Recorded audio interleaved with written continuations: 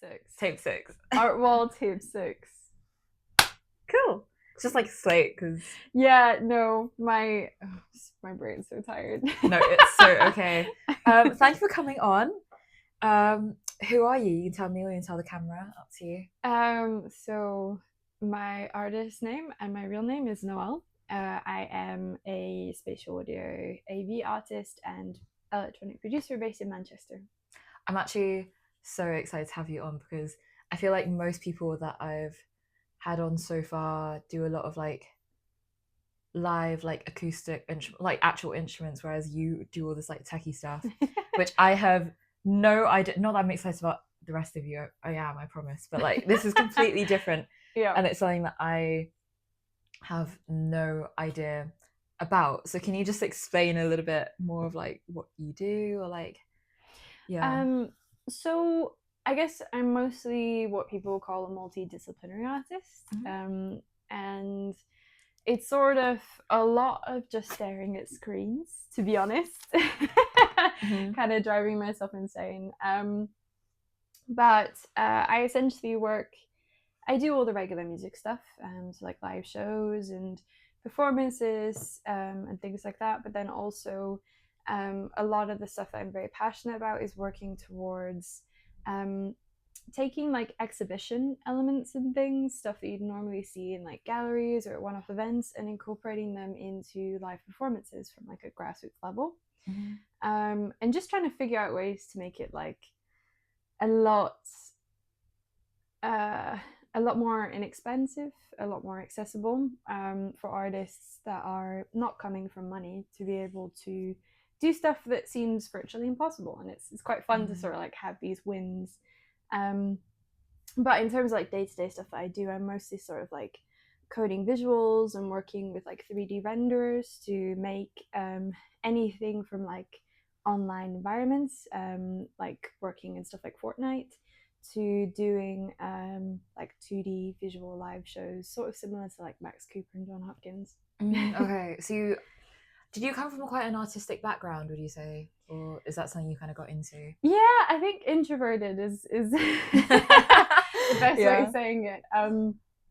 Yeah, I sort of spent a lot of my time growing up like writing and reading and doing art. Like I used to do oil paintings and stuff when I was really young. Sick. Okay. So I think I never really intended to get into AV and doing that side of things, but when I kind of just started toying with it, I was like, oh, this is like hitting a part of my brain that I didn't realize that I really needed to feel happy about what I'm doing.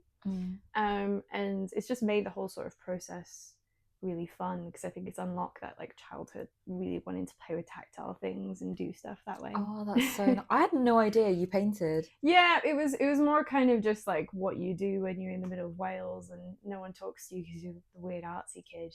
And I think that's where that stems from. I feel like a lot of people watching it, well, yeah, I reckon a lot of people watching this, a lot of like people I talk to in here, all most musicians, all have some weird thing.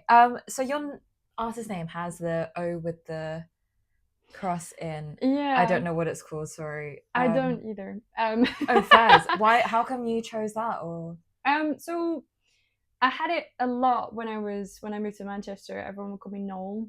And it's honestly like just Gallagher. like Noel Gallagher. And ever since I put that cross through my O, it just stopped. It's just something that makes people stop and think about how to pronounce your name, so then they actually try and pronounce your name rather than go, oh, that's Noel. Because it's just a weird kind of thing that I found. Strange. Oh, maybe if there's like I'm wondering if you see like the N-O like cross and then L, so it's like no L rather than... Yeah, it kind of creates some sort of thing, but it makes people pause. I think that's what I sort of tried to do, and it worked, so I guess we're keeping that cross. Did you have any other like nicknames when you were like growing up, or like just... I mean, Noelle's also a really nice name anyway, so yeah, I mean, everyone that knew me before the age of like 10 called me Ellie. That was my name. And it's kind of weird because like my family will call me Ellie, and then there's a lot of people that everyone that I grew up with don't really know me as Nøelle. So there's this like very distinct line in people that I've met at different points, where some of them know me as Ellie and some of them know me as Noelle. But yeah, I think I spoke about this on an earlier podcast. Like, some of my friends still call me Jay, which is a nickname that I used in like year 7 to year like 9. So if anyone calls me Jay, I'm like, oh, you're from like then. It's such a weird feeling. So like, speaking on, okay, I'll go with music influences first. Like, what kind of things do you draw from? Do you think like, do you have specific artists that you like, or? Yeah, I mean, I listen to quite a broad variety, and I think that is because of Rory, my partner. I kind of listen to a lot of stuff from Gogo Penguin and that kind of Portico Quartet and all the Gondwana artists, which is kind of like a really nice break from when I get my head too stuck into all of the electronic stuff. Yeah. I don't know if you have it with your stuff, but there are some genres that I'll just kind of go into when I'm like, I need a mental break away from the stuff that I'm trying to make, because otherwise I just go insane. Yeah. But my main sort of musical influence would probably be Flume. Oh yeah. So, oh my god, I haven't heard that name in a while. Yeah. I have. It's been a really nice win lately, where I've got a lot of people come to my shows will immediately say, "Do you know Flume?" And I'm like, "Yes, I've done this." But yeah, sort of a lot of the American and Australian hyperpop scene. So artists like Quiet Bison, Mona San, essentially a lot of dudes, which I kind of hate. But they make really good music. There's also artists like Barking Continues, who's based in Germany, I think, and a few of sort of UK electronic artists. And yeah, when it comes to the spatial audio stuff, I listen to artists like Helena Rice and Max Cooper. They're both artists that work with Dolby Atmos and do a lot of spatial audio things. So sometimes it's nice to turn on the system and be like, how are they doing it? And yeah, and I think that's sort of quite a big pick of different things, really. Yeah, well, I think it's always good to have a mix of things. But like, going back to what you said earlier about like needing a break, because I mean, obviously, you know, I do classical music. Literally, the last thing if I'm doing like 9 hours, the last thing I want to do is go home and listen to more classical music. Yeah.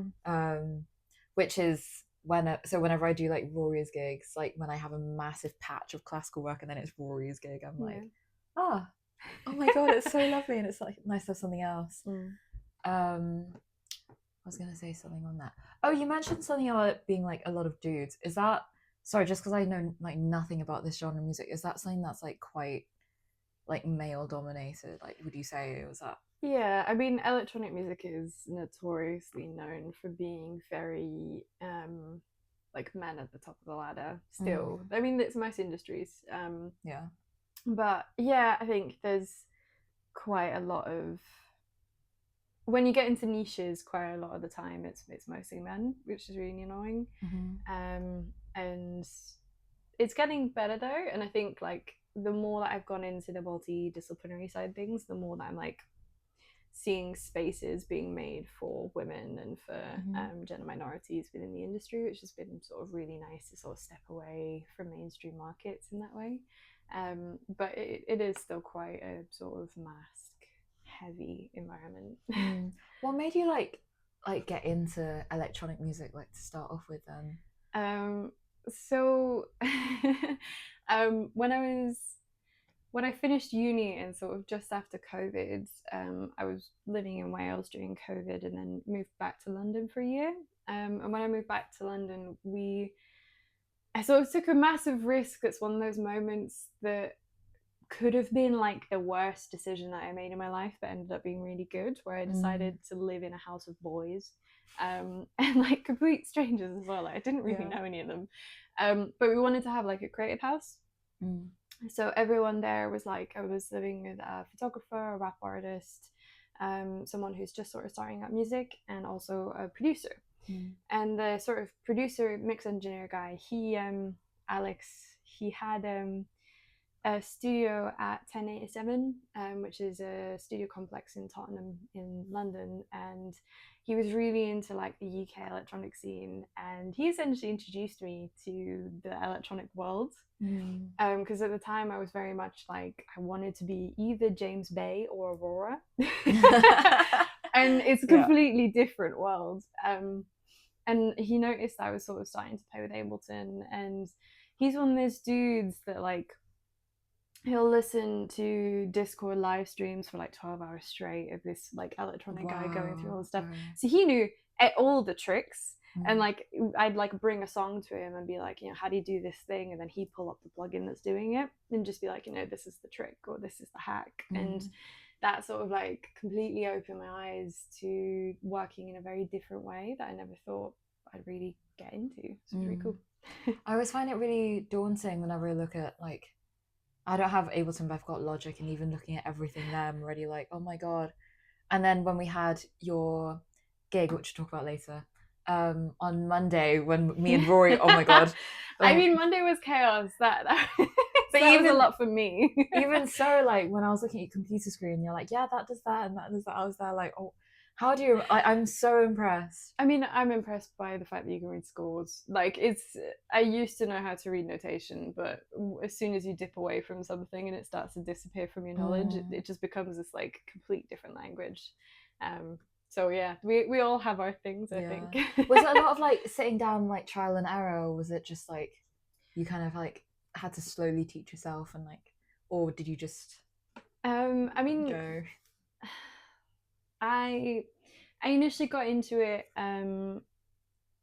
like the whole sort of in the box production side of things from initially working with looper pedals.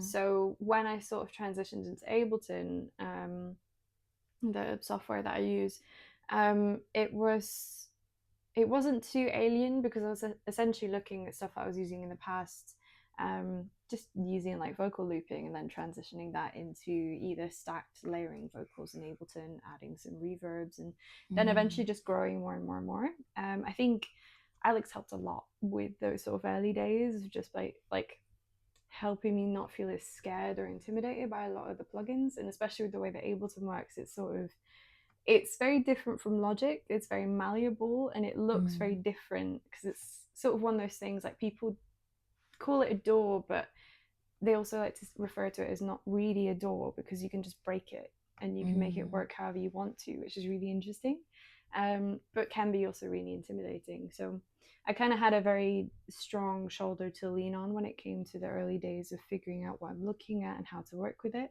And also I love staring at things for very long periods of time and doing it until it works. So I think that helps a lot. Are you a perfectionist? Yeah. Yeah. I feel like I can see. Going back to like the influences, like, so obviously we spoke about music influences. When it comes to the visual stuff, what do you have any influences, or do you kind of just do what the music does, or like I wish I was that person that could imagine stuff from the visual. I think I've sort of like coded my Instagram algorithm to just show me random cool things now, and I'm really proud of that. And like me and Rory will sort of compare Instagrams, and his is like loads of planes and tanks, and then mine's just all of these like weird artsy modernist sculptures and things. I'm like, I love that though. I feel like mine's, have you seen the Italian brain rot that's been going around recently? No. It's like, so ever since my friend showed it to me, it's now been my Instagram reels, and it's I'll send it to you, so then you're gonna get modernist sculptures and Italian brain rot. I appreciate that. It's better than chihuahuas. We go through random phases of chihuahuas and cats. But sorry for interrupted. Yeah, so sculptures stuff. Yeah, I think algorithms help a lot with the visual arts world. I'm sort of really grateful to have gotten into that kind of stuff, because as soon as I always tell this to people when they're getting into like visual arts and visual design, like how do you find what you're looking for? And it's one of the rubbish things, but also the good things about algorithms is that once you start sort of liking and engaging with certain stuff, because it's all visual based, it will just keep showing you more. and it can either like get down to the point where like there are certain softwares that I use that are in the tags, and I'll like check if they're using the software that I want to use for that visual. Oh, sick. Okay. And so I'll like kind of spam like that stuff. Yeah. And kind of stalk that for a little bit, and then my algorithm will realize, oh, she's looking at hashtag Blender or something, and keep showing me that kind of stuff. But there are a few artists that I really do love the aesthetics of. There's a few companies. One of them was at Factory International a little while ago, called Marshmallow Laser Feast.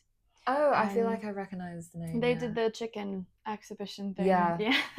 Yeah. That's not what they normally do. Their normal stuff is this kind of really beautiful, like particle engine style stuff. They do a lot of exhibitions around like ecology and just really beautiful sort of magical experiences, and that's sort of their thing. And there's also Squid Soup. They're the like cascading lights, if you've ever seen them. I don't think so, no. It's really cool.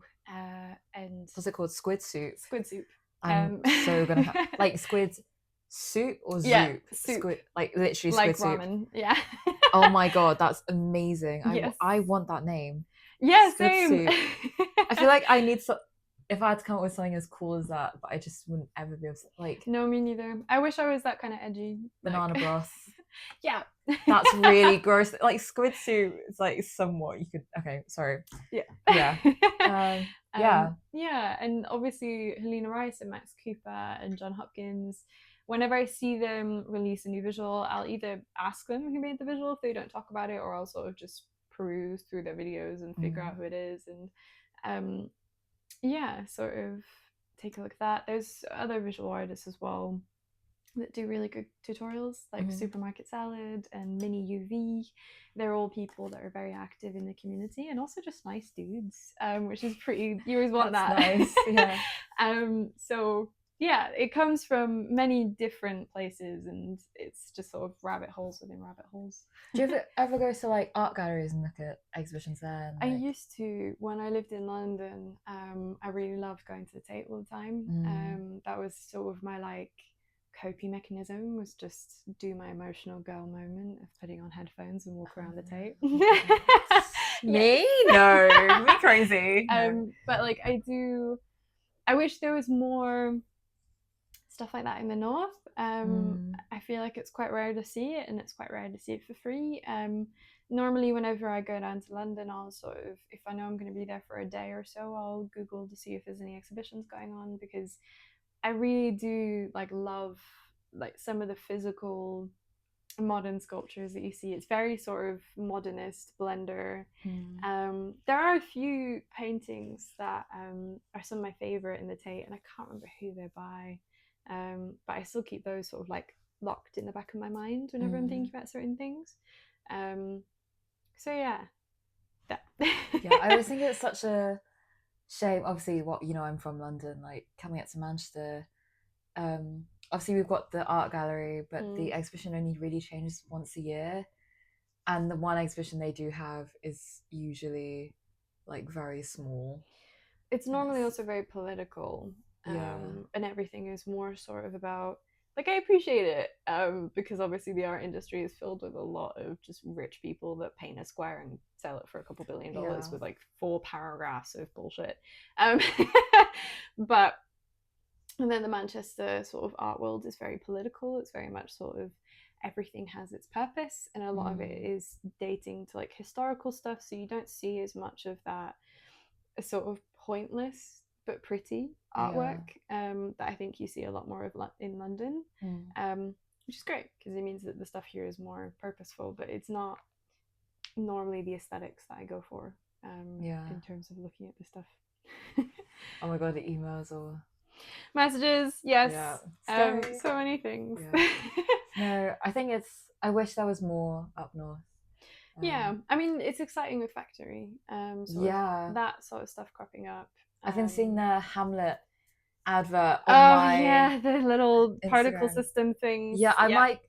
Do you know much about it? Because I might try and go watch it. No, we'll see what it is. I'm not a theatre fan, so I can't withstand it. Yeah, there was a whole beef. I used to be a choir girl, and you were either a choir girl or you were a theater girl. And I think classical industry is very that. You're either like classical or you're a theater classical. Musical. Kind. Maybe for the singer. Oh, actually, I'm not going to speak for them because I'm not a singer. Okay. I'll let you guys fight in the comments if there are any comments. Yeah. But there was it was quite a beef. It was like either you were theater or you weren't. And I was very much like, I do not randomly sing show tunes in rooms. I mean, yeah, kind of says, yeah. So I just wasn't really much of a fan. But also I didn't have much access to it growing up. In the middle of Wales, like theatre is very much a rich person's thing. You do it once a year maybe, but yeah, it wasn't really accessible for me, so I'm not interested. That surprises me so much because I feel like actually I've been really into a lot of like oh my god, what did I see? There's I think it's Sondheim musical called Sunset Boulevard, and there was a director who I can't remember the name of, but he like redid the whole staging of it. And it was very, very like kind of a modern contemporary take on it, which I actually really, really enjoyed. And there's also a ballerina called, oh god, what's his name? Oh no, what's his name? Cannot remember for the life of me, but he's like choreographed a lot of like the classic ballets into like this sort of like new kind of interpretation. Those are actually really cool. I'm just surprised because I feel like I thought that'd be something you'd be interested in. Yeah, I think it's probably one of those things that, like, it's like how as an electronic artist I should be really into DJing, but I'm not. And it's the same with like the sort of all the companies that I work with, and whenever I'm doing like a lot of the techie stuff, they all work for theatre. And I just keep switching off every time that they talk about theatre. And I'm like, I know that it's probably a really good industry to get into and probably something that I should be considering a lot more, but like there are certain exhibitions that I do really love, like Benji Reed's is it Find Her Eyes? Behind Her Eyes? Oh, I don't know. It's coming back to Factory. Was it Behind Her Eyes or something? Let me so it's an incredible show. And probably Find Your Eyes, that's it. Find Your Eyes.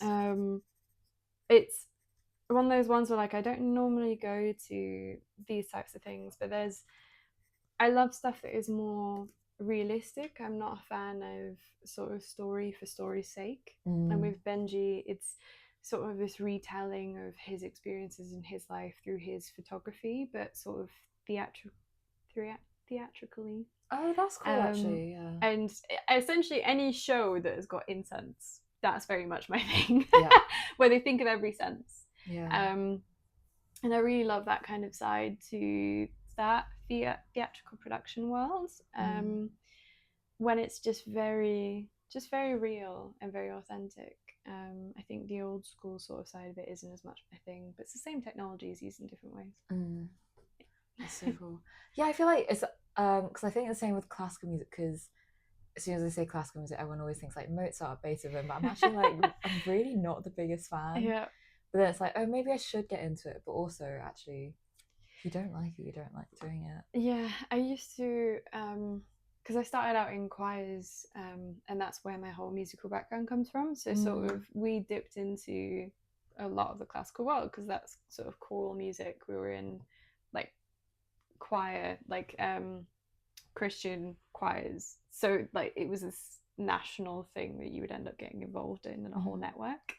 And I always like, it was nice when we did certain things in the classical world, and like sometimes we get string musicians in and it'll be quite pretty, but then you just have this like modern composer that's written this most heart-wrenching, incredible piece of music, and it's normally something that's just very hidden away, and it's someone from like Estonia that's written this random thing, and it's just those moments are incredible. I think that's my favorite, like contemporary music to a T. Is my favorite. I also like, I think actually I really appreciate Renaissance and Baroque stuff because it's so simple, but it's so, and then you get like the kind of classical period where people are just writing stuff like to entertain rich people in parlors, and it's Yeah, like, you can feel that a okay. lot. Yeah. Yeah. And they write like hundreds and stuff, but they all kind of sound the same. And It's then the same as Spotify playlists. That's essentially what they're doing, is those beat rappers are doing 10, 20 beats a day, except oh yeah, Loki. Oh my gosh, that's such a good way of putting it. Yeah, and you can Wow. feel it a lot. I think it's the same with church music. Like a lot of it is just for the purpose. Like they'll just rewrite certain sections of the Bible and put that into a song. And it's like, yeah, it's cool, but it's kind of boring. And then you've got this one person that like probably took way too many drugs without saying it, read this one segment of the Bible and then got like really into the thing, and then would write this like incredible emotional response. And then the next song would be a song about hedgehogs. And it would just yeah. like I love the kind of mixture of these things that are just incredible moments and then just things that are written for the sake of being written. Yeah, no, I very much agree. Yeah, I think I spoke about that with someone on an earlier episode. Can't remember who, but it's probably popped up quite a few times. It's like writing music with emotion, not just la-di-da. Yeah. Yeah. Yeah, so I saw on your story you did a gig in London. Yeah. I thought that looked amazing. But just on the topic of gigs, like what do you think has been like your favorite gig? It can be ever, or it could be within the past year. Ooh. When I saw that question, I thought it was the favorite gig I've been to, not favorite gig I've played. We can do that as well, but let's do the one you've played first. Yeah, I think I have sort of a few. I think one of my favorite gigs ever probably was playing Sounds from the City for the first time.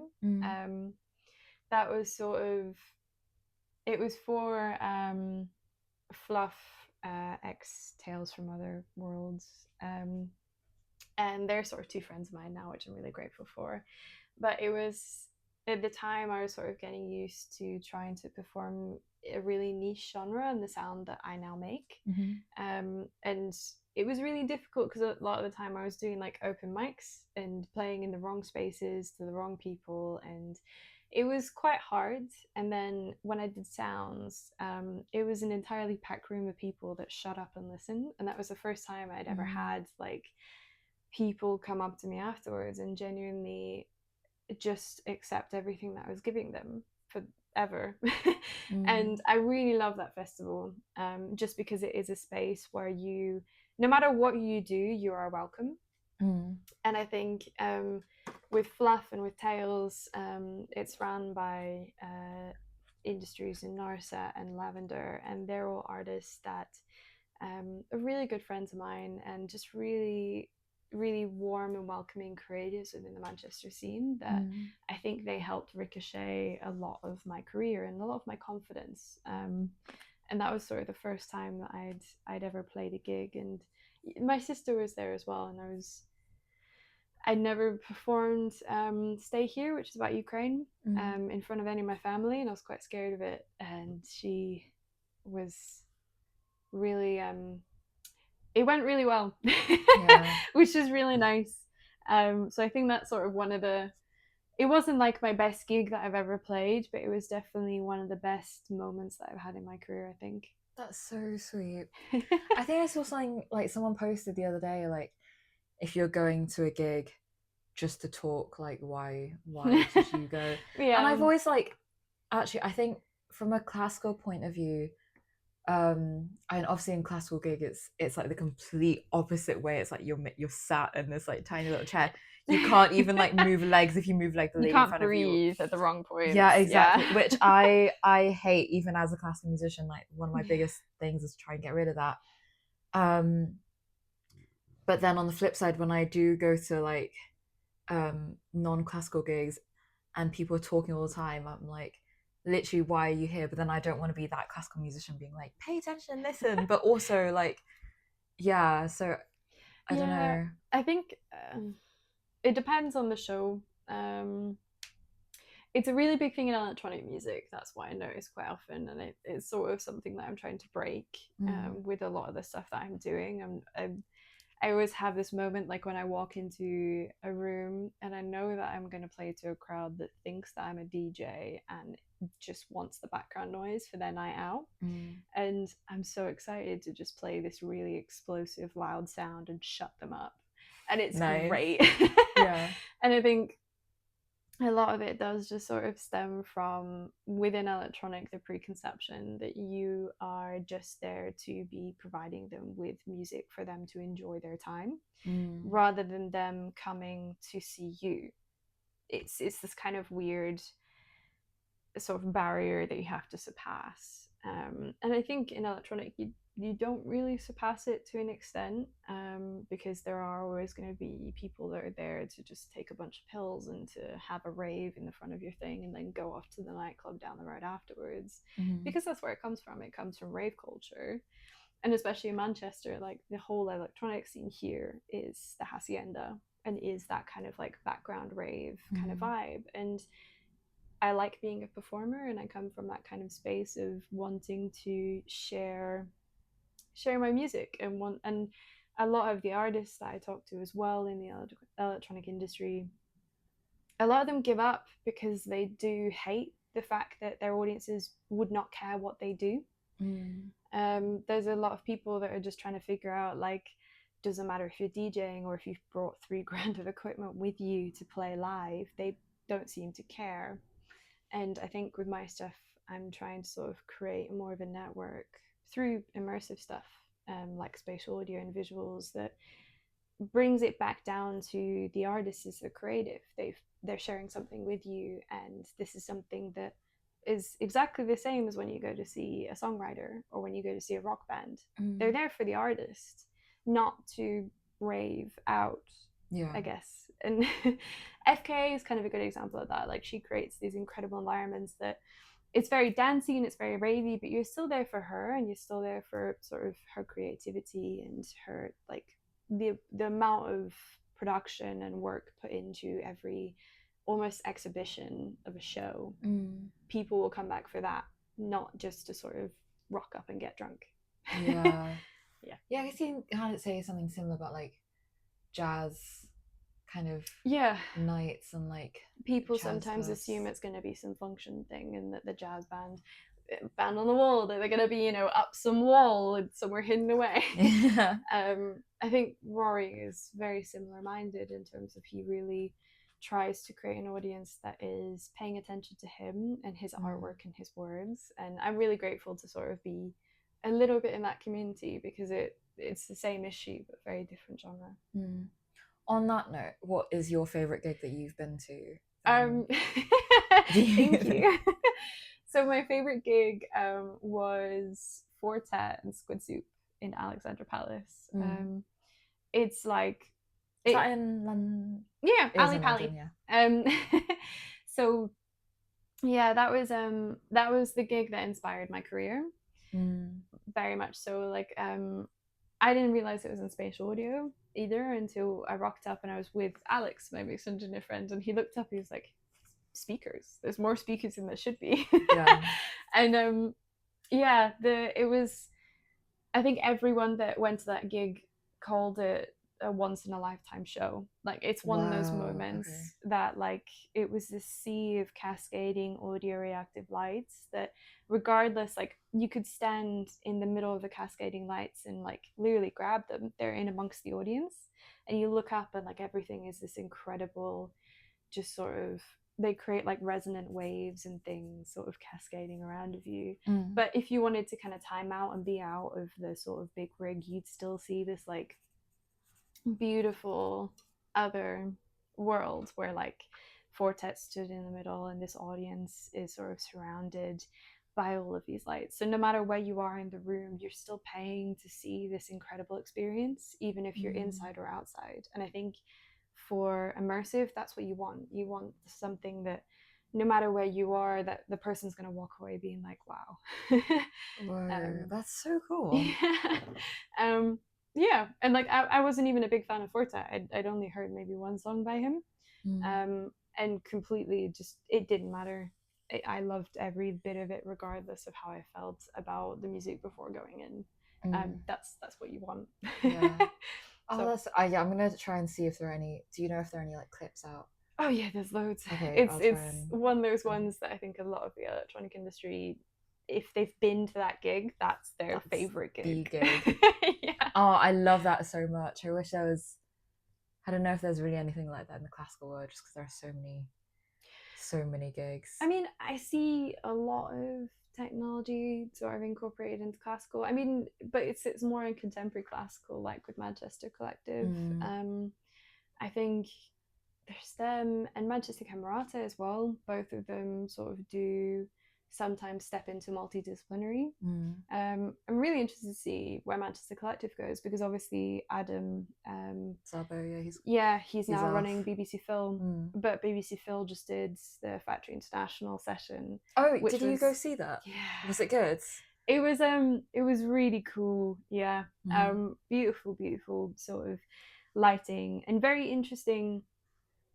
It's probably what you would have liked to see in terms of classical music, because the whole audience was really interconnected, because you were just encouraged to walk around. They called it a zoo, where all of the sort of musicians were just up on different stands, and there was like, you could just walk between them. And I was mostly there because the spatial audio company, South B Productions, they're someone that I'm really interested in. I love their work because they're really sort of focused on sort of heightening classical experiences through immersive technologies, which is really cool. But yeah, it was weird because normally at classical gigs you sort of just sit down. It's like when you go to the Lowry, not the Lowry, Bridgewater Hall. I hate going there. It feels really scary, just as like a non-classical fan. I go there and I'm just getting like, I have to sit down, shut up, and if I sit in the wrong seat, they're gonna hiss at me. Yeah. Like, it's quite weird. And then the show at Factory was like, you can stand anywhere in the room, and you're walking around the room and you see someone that you recognize, and you smile and you don't say anything, but you just feel like, oh, I feel like I've gone outside and seen the world, and not just had to sit down, show up to a gig and then go home. It was that really interesting mix between like what you'd expect at a rock concert while listening to classical music. And it was beautifully done. Yeah, I really wanted to catch it, but I think I was probably out of town. I'm always out of town. I think there's a good time to do your what's in my your bag. Yes, where is? Feel free to show off your bag. It's a very nice bag, I think.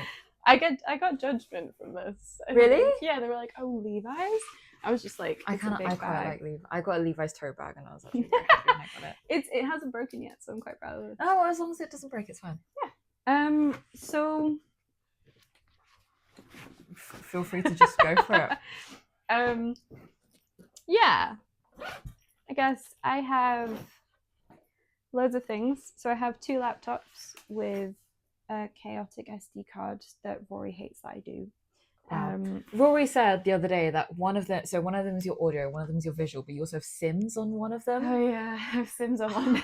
Gosh, I love the Sims, but every time I do it, my computer's just like... My crashes. She's just started randomly crashing on me, and I have to save it every 5 seconds. So like, yeah, no, my Sims... There was supposed to be order between the 2 laptops, but there isn't anymore. I bought the second one being like, this is my live performance laptop, and then it was also my visual rendering laptop, and now I've got like 2 different OS systems. So like one of them's updated to the most modern OS, and anything that doesn't work with the most modern OS goes on the other laptop. And it's this weird kind of thing. So now they both do visuals, and they both have productions on them, and there's no, it's chaos. Wow. But yeah, so I've got that. I've got my camera without the SD card because she's in my laptop. I've got another camera. Oh wow. You have double everything. Yeah, I do actually. I've got 2 deodorants as well in here. Wow. Okay. My point and shoot She doesn't sound real when she takes photos. It's the cutest thing that I own. That's so sweet. And you just never know what you're doing with it because it's literally just that there's no options. You just have like a little standing person. And you have to be like, that's the right focus. That's what mine looks like. Oh, but I've never developed any film from mine. So one day, I think in like 3 years, I'll actually develop them and I'll be like, what is all this? It'll just be blank. There's so many times that like I'll do shoots of Rory at his gigs, or like he'll do shoots of me, and we'll like take photos and just be like, don't know if it's because it's way too dark in the gig. Yeah. Don't know what's gonna happen. Some of it has just been like a couple spots of light when we've developed the film. That's what you see, and I'm like, but I know exactly what that is. Yeah.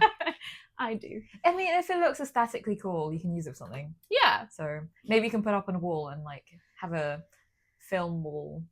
I wish I had the money podcast. to actually like process and print it. That would be nice. Yeah. We'll get that one day. One day. One day. So yeah, my 2 deodorants. And then Oh, they're different. They're not the same. They are different. Yes. Mostly because I hated this one, so I bought another one, and now this is backup deodorant for when this eventually dies. I see. Fairs. Yeah. Okay. Cables. Power cable, random white cable, battery charger without the cable. Nice. Is that for your camera? Yes. I never charge the battery in my camera. It's actually so bad. Oh, I have 3 because we don't know what's going on. And normally, like, I'll go to a gig and forget the battery, and then Roy will have it kicking around somewhere in one of his bags. My electrical tape that I always have on me. That's okay. That's something I did not expect. Okay. This is what I mean. So for context, Noelle said her "What's in my bag's" gonna be really boring, but I was like, oh no, I'm sure that like, yeah. Why do you? Okay, to be fair, I feel like electrical tape makes sense. Yeah, for you. yeah, gigs. I think I still have my in-ears as well. So like, there's certain things that I know that I'll forget, like spare modular patch cable. Wow. Okay. And these aren't mine. What is that? So this is the in-ears, like clip-on, and the actual in-ears themselves. So like, it's sort of my stuff that I feel like a magpie, but like it's stuff I just have. Like, I know my stupid brain will leave it on a desk somewhere. It's like when you leave the house and you put like certain things in pockets and have like double ups in both coats, because if you swap coats, you're not gonna have it. It's always my bag, because otherwise, if it goes into any of my gig bags, it's gonna be in a different bag than whatever I take. Okay. And this is really handy because, yeah, I have a really rubbish USB interface from Amazon that I needed to replace, and I've had so much funding to buy gear, and the one thing that I don't buy is that USB interface that needs to do better. Yeah. But if she moves like a millimeter, she disconnects, and that's like linked to my spatial stuff. Yeah. And it's not a good system to have. It's like when you have an iPhone charger that only works at that one specific angle. Yeah, and you could just buy one that's like wireless and just but you never do. Yeah. Yeah. So yeah, that chewing gum, perfume, all the girly things. I love. Anti-bac. I think there's an SD card in here. Another one. Yeah. And yeah, makeup wipes, brush. It's like essentially. Makeup wipes is a good call. I never keep mine on me, but actually that's good. I had to buy them for the London show because every time that I take liquids remover, it always fucking leaks. It does. I don't know why. All my makeup remover always leaks everywhere. Yeah. Yeah. So makeup wipes are just sort of my panic buy on Sunday for wiping off my makeup. But I'm not normally that prepared. I'll be honest. She's gonna live in there until it gets a bit gross, and then we're gonna go get rid of it. And I think that's it.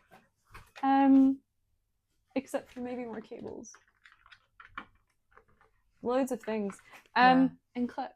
Oh, that's a cute clip. They go with your nails. Thank you. You're a very gold person. Like, you suit gold really well. Yes. Yeah. Okay, so back onto music. Just for people that don't actually know what spatial audio is, do you mind just explaining what it is? Yeah.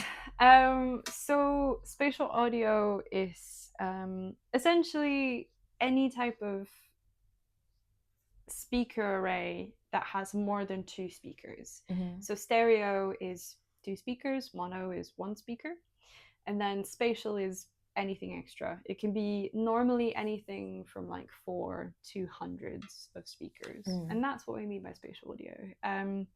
There is Dolby Atmos, which is sort of a different type of spatial audio. That's sort of when you record and produce, you can mix in Dolby Atmos. It's normally how you can listen back to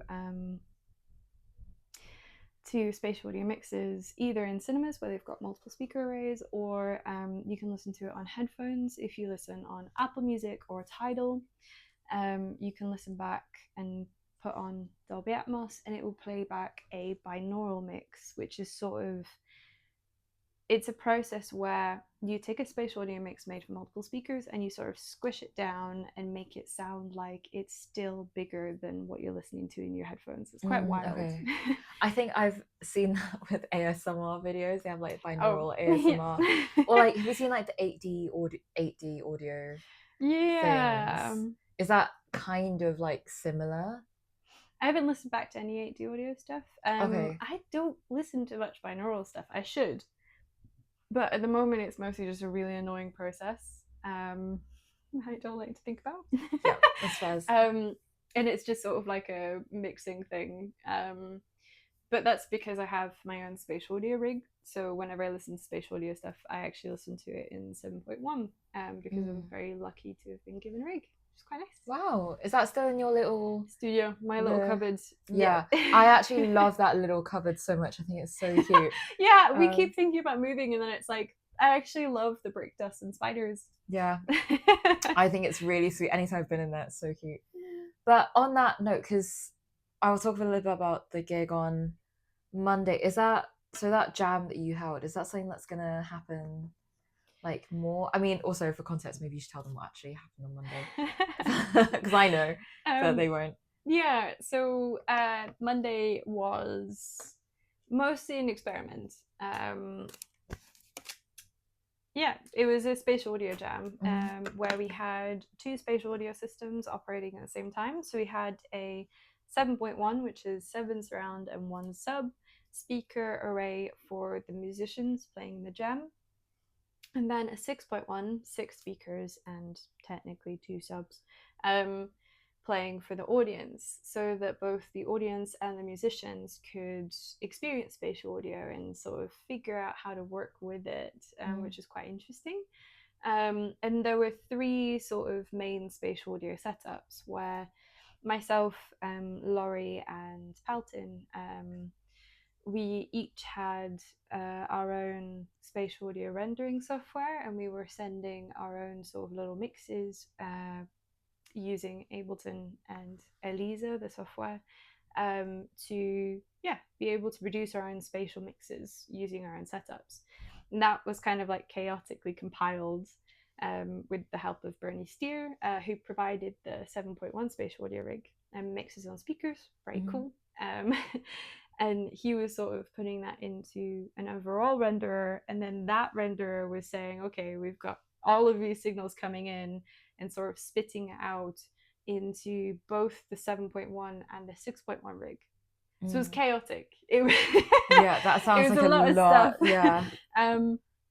We were mostly using it as because we had a test lab the week before, and we were using it as an opportunity to sort of experiment with a lot of different things in terms of how to, for one, have a monitoring system on stage, how to send 2 rigs simultaneously, also things for the artists themselves, so sort of figuring out just how to work with the spatial audio software. I was also showing a few other artists how to produce in it and how to work with it, and it was quite a big, it's been a long week. But just sort of like, figuring out how to get over a bunch of hurdles to make it happen. And that was the purpose of it. I am hoping that a venue space will open in Manchester very soon. There is a company that I'm working with that are going to be establishing a more permanent space So once that opens, I absolutely love to do more jazz stuff. Yeah. I love electronic music, but we're also introverted and we don't talk. And it's great. Yeah. And the gigs are always epic. But I also just really love the connection that jazz musicians have with each other on stage and that like communication. And it would be really fun to see, like on Monday, how that translates in spatial audio and how people make that space for each other when they've got more speakers and more room to play with. It was quite chaotic, but quite fun. I mean, well done for putting on, first of all. I actually enjoyed myself so much. I'm so glad. And I was like walking around the room being like, oh, this speaker does this. Okay. Oh, that speaker does that. Yeah. And I could hear the panning. So I thought it was really interesting. But again, it seemed like a lot to put on. So I'm, again, well, good on you, because I can't even like fathom all the techie stuff. Oh, I mean, it's I really love Lo4 for that. They're sort of, it's ran by Brendan Williams and Dan Parrott, who are both lecturers at Solfegini, and Dan sort of does a lot of innovation in sort of the video industry and that kind of side. Brendan did a lot of work in the early days of spatial audio with Gogo Penguin and sort of getting binaural and ambisonic sound up and running in Manchester. So they were sort of really supportive, and they're always why I use them when I have like a venue in central Manchester. I love using that space because, you know, I'll kind of, no one else would accept this idea of being like, we're going to have like 15 speakers and we need a whole day to like set this stuff up, and it might scream and everyone might go deaf and like it'll be great. And you know, they're sort of always quite down to have it happen and to sort of play with their space in such a different way. So I'm just really grateful for Lo4, and mostly for Bernie for doing all the manual setup, and all of the big thinking was definitely Bernie. Yeah, Lo4 is so nice. I actually also just love it. Yeah, it's so it's such a cool studio. Yeah. Cool. Are there any, so we spoke earlier about like your little oil painting things. Are there any other like fun facts that people would not know, / what I would not know about you? You always have a really cool fashion sense. Not trying to steal anything, but you always do. You've really cool clothes. I always feel like I don't. I always feel like I look stupid. Really? Yeah. I love your outfit. And my whole wardrobe is black. And Rory always brings this up because I'm like Morticia. Like it's the whole vibe. Yeah. So I never feel like I look cool enough. Which I'm quite envious of your style, to be honest. Really? I love your boots. I love your like, you know, your holy jumper thing that you have. Is it a holy jumper? Is it the like half just the sleeves? Yeah. You suit it so well. Thank you. And I was like, are those Crocs, right? The shoes that you wore today? Yeah. I think they're so cool. I was so proud. They were on sale for 20 quid, and I was like, £20? I know. Oh my God. It's the only reason I have them, because I think they were supposed to be 60, and I was like, I kind of don't want to pay 60 quid for Crocs. No, but they suit you really well. Sorry. Anyway, fun fact, if you have any. This is what I mean. I never feel like I'm cool. I guess that's the fact. I always feel like Rory is cooler than me. We both have these conversations with each other often where like he'll look at me and be like, you're really cool, and I'll look at him and I'll be like, I'm kind of boring and lame and stare at computers all the time, and he's actually the cool one because he knows chords. I'm like, yeah. But I mean, I think his fun fact was the fact that he likes planes, and I had no clue. Oh yeah, that man is obsessed with planes and tanks, both of them. Yeah, I had no idea. And he was just like, yeah, I love planes. And I was like, wow. Every time you pull up an action movie, he'll list every single plane in the scene. And he'll also tell you if they say that it's a plane that it isn't, he'll like point out exactly what make and model it is, and be like, oh, this, and then it's a 10-minute backlog into essentially a YouTube video that you watched like 10 days ago. Yeah, I don't think I have. Do I have anything like that? Not really. I guess I don't know. I used to really be into like drawing all of the animated characters and music, so like gorillas and stuff. Like I have little sketchbooks just filled with all of the gorillas artwork from, I can't remember what it's called, but it was that like island when they released the whole like video series. I think I know what you're on about, but yeah, but I was obsessed with them for ages. And I think I've still got those like little art books filled with all the drawings of like various League of Legends characters as well. I feel like you must be really good at drawing then. No, I'm quite shit. Like it was one of those things where I used to be good, but I just stopped doing it for ages. I'm really good at copying, and I used to like trace a lot, and when I did oil paintings, but drawing from memory I'm not very good at. But I think because the ideas are there, that's why the digital artwork is really good, because I can make the circle a circle. Yeah. Yeah. So kind of cheating, but also at least it's not AI. Yeah. Also, so are you half Welsh, or you just grew up in Wales? I grew up in Wales. Yeah. So my dad is from Leeds and my mom is from Ukraine, and I'm born in Wales, but literally barely any Welsh culture, just because of my family. Yeah, because I was trying to figure out your accent, because I Oh know, yeah. because I know that you were born in Wales, and there are like a few things that you said which I'm like, yeah, Welsh accent. Oh really? Then a few things, and I'm like, it's always such a mishmash. Yeah, I mean, the town that I'm from, everyone sounds weirdly American. I've noticed that sort of thing. Really? Yeah, like it's I guess once you get, there's some like certain subsects of Wales that are very Welsh. Like when you get into the hills and the valleys, like either of those sides, completely Welsh. But when you get sort of closer to the border, I think you've got kids that are raised more on Disney Channel than they're raised with Welsh accents. So they sort of have this like weird amalgamation. And I'm from those weird places.